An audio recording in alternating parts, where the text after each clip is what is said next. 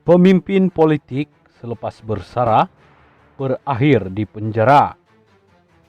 Saya tersentak untuk menulis rencana ini apabila mendengar kenyataan Ketua Polis Negara pada Isnin 8 Januari 2024 bahawa pihak polis telah mengemukakan kertas siasatan terhadap Tun Dr. Mahathir, mantan Perdana Menteri sebanyak 2 kali itu, kepada Peguam Negara.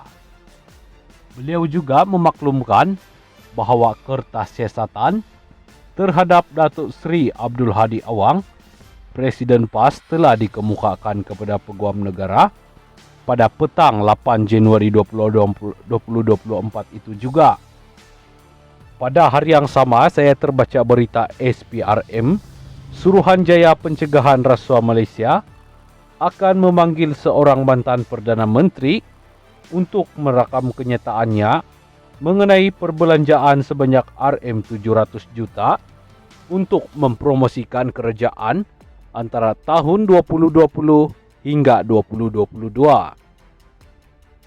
Pada 12 Januari 2024, kita mendapat tahu pemimpin berkenaan adalah Datuk Seri Ismail Sabri Yaakob. Pada 3 Mac 2023, Tan Sri Muhyiddin Yassin, bekas Perdana Menteri Kerajaan Perikatan Nasional dan Presiden Bersatu, telah dituduh dengan 4 pertuduhan salah guna kuasa membabitkan suapan berjumlah RM232.5 juta.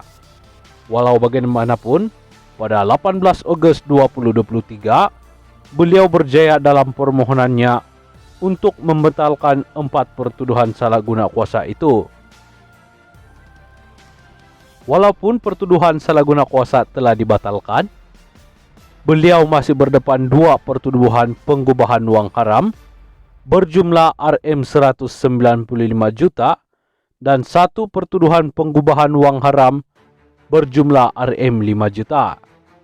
Sebaliknya, Datuk Seri Zahid Hamidi, Timbalan Perdana Menteri Kerajaan Perpaduan baru beberapa bulan sahaja, dilepaskan tanpa dibebaskan daripada berpuluh-puluh pertuduhan apabila Peguam Negara tidak mahu meneruskan pendakwaan terhadapnya sehari sebelum beliau bersara.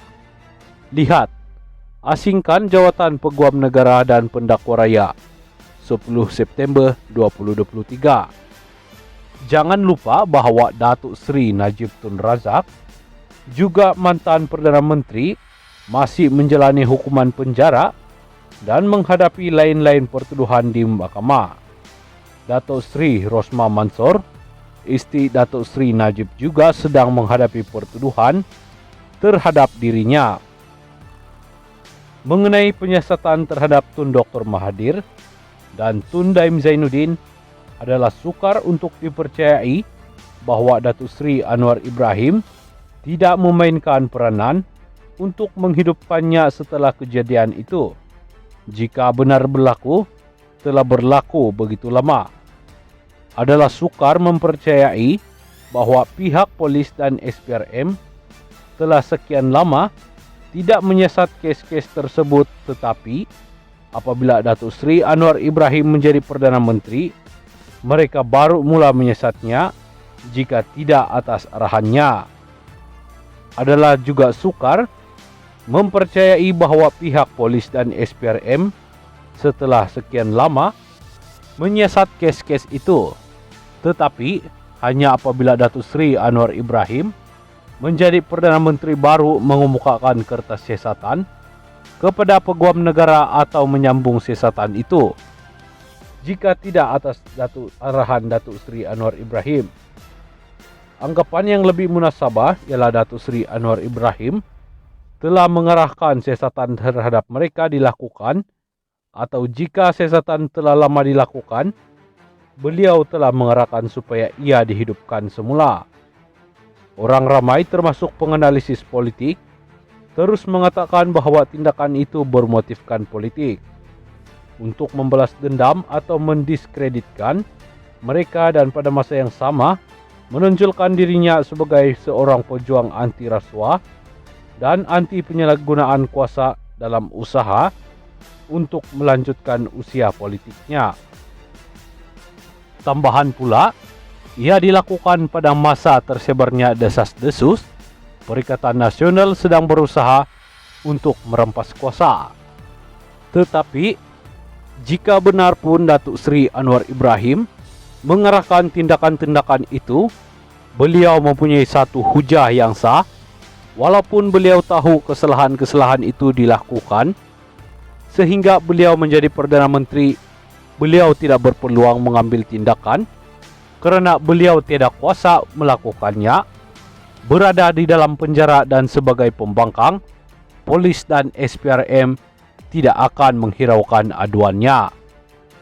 Jika itulah hal yang sebenar dan jika benarlah Tun Dr. Mahathir dan Tun Daim Zainuddin telah melakukan kesalahan jenayah keuangan yang merugikan negara, kita patut memuji Datuk Seri Anwar kerana berjaya membawa mereka ke mahkamah juga akhirnya. Setakat ini kita tidak tahu hal yang sebenar. Beliau mengetahuinya, maka jika beliau tidak terlibat mengerahkan siasatan terhadap Tun Dr. Mahathir dan Tun Daim Zainuddin, beliau patutlah mengeluarkan kenyataan mengatakan beliau tidak mengarahkan mereka. Polis dan SPRM juga patut mengesahkannya. Mereka juga perlu menjelaskan mengapa mereka menunggu hingga sekarang untuk mula menyiasat atau mengemukakan kertas siasatan kepada peguam negara. Jika Datuk Seri Anwar terlibat mengarah pihak polis dan SPRM menghidupkan siasatan-siasatan tersebut dan beliau hanya berupaya berbuat demikian setelah menjadi Perdana Menteri, beliau juga patut menyatakan demikian. Itulah cara sebaik-baiknya bagi beliau membersihkan namanya. Saya tekankan di sini bahwa adalah tidak salah di sisi undang-undang bagi Perdana Menteri mengarahkan polis dan SPRM menyiasat sesiapa sahaja, asalkan ia bertujuan mencari keterangan untuk mengetahui sama ada orang itu telah melakukan kesalahan atau tidak, dan jika ada keterangan mengambil tindakan yang bersesuaian terhadapnya. Yang salah ialah mengadakan keterangan palsu untuk menuduh seseorang. Jika tindakan itu menguntungkan politik beliau pun, tidak ada salahnya asalkan keterangan yang diperoleh itu benar. Ini terutama sekali jika ia melibatkan kesalahan-kesalahan yang menyebabkan kerugian berbilion ringgit kepada negara. Saya tambah itu adalah tanggungjawab Perdana Menteri. Sampai kita kepada penyiasatan terhadap Tan Sri Abdul Hadi Awang, daripada kenyataan Ketua Polis Negara, kesalahan beliau bukanlah rasuah atau penyalahgunaan kuasa yang menyebabkan kerugian kepada negara. Ia adalah susulan satu hantaran di akaun Facebook bertajuk Minda Presiden PAS, lalu yang mengulas mengenai parti DAP. Menurut Ketua Polis Negara, Tan Sri Razaruddin Hussein, hasil siasatan awal polis mendapati hantaran berkenaan mengandungi kenyataan yang berunsur perkauman yang boleh mencetuskan kegusaran awam.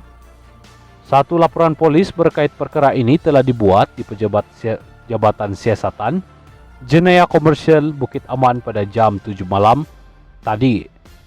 Dalam pada itu katanya PDRM turut akan merekam percakapan wartawan News Straits Times yang menerbitkan berita secara dalam talian berhubung kenyataan Hadi itu. Katanya siasatan ke atas artikel itu berkaitan laporan berita bertajuk Hadi Again Across the AP of Chinese Agenda, Using Malay Spokesperson to Achieve Goals. Antara intipati kenyataan itu adalah DAP berhasrat mengekalkan pengertian Islam dalam perlembagaan persekutuan berdasarkan tafsiran penjajah yang menjunjungi liberalisme dan kebebasan yang dianuti oleh Barat. Selain itu, antara intipati lain yang diterbitkan menerusi laporan itu adalah dakwaan Hadi bahwa DAP berjaya melantik juru cakap daripada orang Melayu yang lupa akan kemelayuan mereka dan terpinggir dari segi ketaatan kepada Islam, katanya.